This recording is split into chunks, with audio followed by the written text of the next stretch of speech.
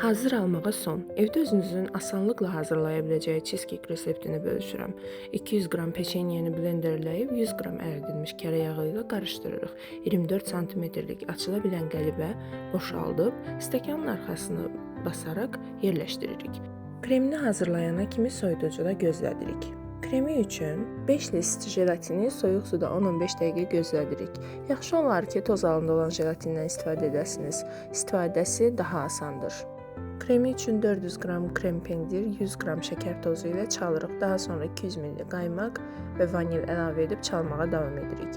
Jelatinin suyunu sıxıb ilıq kremə qatmaq lazımdır. Krem otaq temperaturunda olmalıdır, əks halda jelatin aktivləşməyəcək. 200-300 qram çiyələyi blenderdən keçirib püre halına gətiririk. Jelatini çiyələk presində ilıq edib əlavə edə bilərsiniz. Daha sonra bunları qarışdırıb qəlibimizə əlavə edib ən az 4 saat soyuducuda gözlədirik.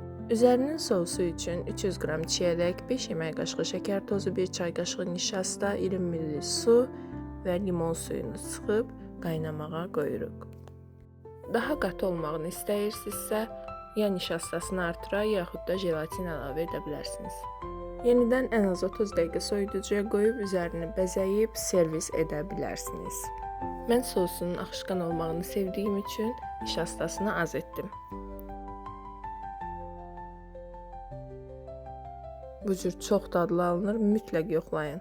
Videonu bəyəndinizsə nə edəcəyinizi bilirsiniz. Növbəti videoda görüşənədək. Hələlik.